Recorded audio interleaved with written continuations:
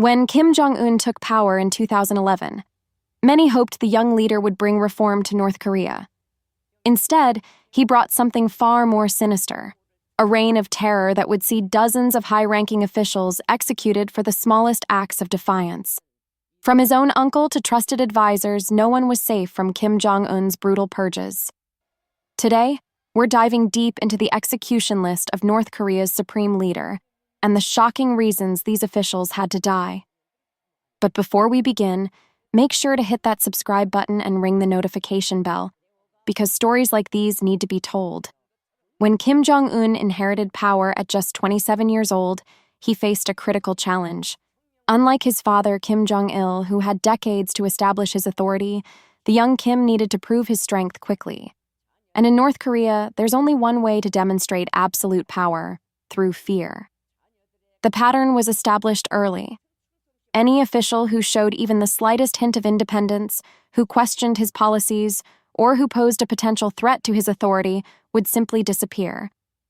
What followed was a systematic purge that would make Stalin proud.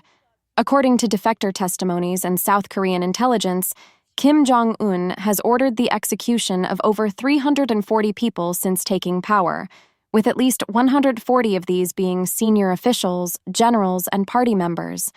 That's roughly one high-ranking execution every month for over a decade. The most shocking execution came just 2 years into Kim Jong-un's rule. On December 13, 2013, North Korean state media announced that Jang Song-thaek had been executed. But this wasn't just any official. This was Kim Jong-un's own uncle. Jang Song-thaek was born in 1946 and had been a towering figure in North Korean politics for decades. He was married to Kim Kyung-hwa, the sister of Kim Jong-il, making him part of the royal family. When Kim Jong-il's health began declining in 2008, many experts believed Jang had become the de facto leader of North Korea. He was vice chairman of the National Defense Commission, the second most powerful position in the country. He was considered Kim Jong-un's mentor, the man who would guide the young leader through his early years in power. So what went wrong? According to the official charges, Jang was accused of being a counter-revolutionary who was plotting to overthrow Kim Jong-un. The regime claimed he was building his own power base, appointing loyalists to key positions, and even planning to surrender North Korea to foreign powers. But the real reason was simpler. Jang had become too powerful, and Kim Jong-un couldn't tolerate any potential rival. The execution itself was brutal. Reports suggest Jang was stripped naked and thrown to a pack of 120 hungry dogs, though this has never been confirmed. What we do know is that his execution sent shockwaves through the North Korean elite. If Kim Jong-un would kill his own uncle, no one was safe. The purge didn't stop with Jang. His wife, Kim Jong-un's aunt, died mysteriously shortly after. His children fled the country. His associates were rounded up and executed. An entire network of officials connected to Jang simply vanished. In March 2010, just months before Kim Jong-un would take power, another high-ranking official faced the firing squad. Pak Nam-ki, the director of the Planning and Finance Department, was executed for what the regime called treason against the national economy. Born in 1934, Pak Nam-ki had served the regime faithfully for decades. He was a trusted economic advisor who had helped navigate North Korea through various financial crises. But in November 2009, he made a decision that would cost him his life. Pak had overseen a currency revaluation that was supposed to strengthen North Korea's economy. Instead, it was a disaster. The revaluation wiped out people's savings overnight, caused massive inflation, and triggered widespread unrest. For a regime that prides itself on economic management, this was unforgivable. During a Workers' Party meeting in January 2010, Pa was suddenly denounced as a son of the bourgeoisie who had conspired to infiltrate the ranks of revolutionaries to destroy the national economy. He was arrested on the spot and executed by firing squad within weeks. The message was clear. Economic failure equals treason, and treason equals death. One of the most bizarre executions under Kim Jong-un's rule was that of Defense Minister Hyun Yong-chol in 2015. His crime? falling asleep during a meeting and showing disrespectful behavior toward the supreme leader. Hyon had been promoted to defense minister just 7 months earlier, but that meant nothing when he crossed Kim Jong-un. According to South Korean intelligence, Hyon was executed with an anti-aircraft gun in front of hundreds of officials at a military academy.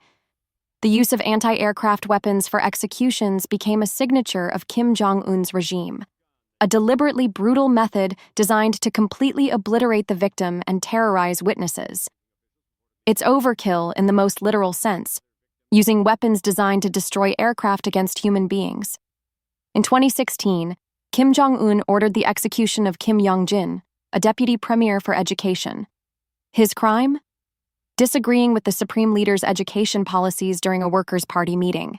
This execution was particularly telling because it showed how Kim Jong-un had evolved his father's brutal methods. Under Kim Jong-il, officials might be demoted or sent to prison camps for policy disagreements. Under Kim Jong-un, disagreement became a capital offense. Kim Yong-jin was reportedly executed by firing squad in July 2016. His death sent a clear message to other officials. Absolute agreement was not just expected, it was mandatory for survival. In May 2015, Cho Yong-gon, a vice premier and deputy minister of construction, was executed for opposing Kim Jong-un's forestry policies. Cho was born on December 11, 1951, and had disappeared from public life after December 2014. According to sources who demanded anonymity, he was charged with treason and executed at age 63. His crime was simple disagreement with the supreme leader's environmental policies, a death sentence in Kim Jong-un's North Korea. The execution of General Ri Yong-gil in 2016 showed that even the military's highest ranks weren't safe. Ri was executed for corruption and factionalism, though many believe his real crime was being too independent in his military strategies. His death sent shockwaves through the Korean People's Army, reminding generals that loyalty to Kim Jong-un trumped military competence. Looking at these executions, a clear pattern emerges. Kim Jong-un doesn't just eliminate rivals, he uses their deaths as theater, designed to terrorize the entire North Korean elite into absolute submission. The methods are deliberately brutal: anti-aircraft guns, firing squads, public hangings. The victims are often forced to watch their families murdered first. The executions are carried out in front of large audiences of officials who are then required to write reports praising the supreme leader's wise decision. This isn't just about removing threats, it's about psychological warfare against his own government. Every official knows they're one wrong word, one moment of inattention, one policy disagreement away from a gruesome death. The international community has repeatedly condemned these executions, but Kim Jong-un continues undeterred.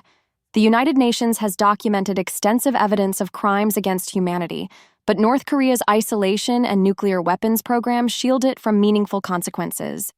Defectors who escape North Korea often describe a government paralyzed by fear, where officials spend more time watching their backs than governing the country. Some experts argue that this reign of terror actually weakens North Korea by eliminating competent administrators and creating a culture of paralysis. The executions continue to this day. In 2019, Kim Jong-un reportedly ordered the execution of his special envoy to the United States, Kim Hyok-chol, following the failed Hanoi summit with President Trump. The envoy was blamed for the diplomatic failure and executed along with several other officials involved in the negotiations. Even attempting diplomacy with the outside world became a death sentence when the talks collapsed. The message to other officials was clear: failure in any form would not be tolerated. What makes these executions even more chilling is their randomness. Officials never know what minor action might trigger Kim Jong-un's wrath. Arriving late to a meeting, showing insufficient enthusiasm during applause, or even having family connections to previous purge victims can seal someone's fate.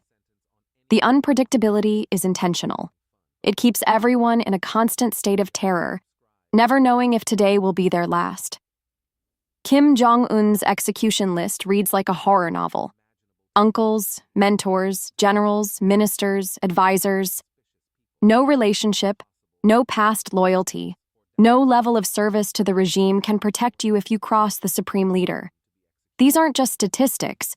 They're human beings whose only crime was existing in a system where one man holds the power of life and death over millions.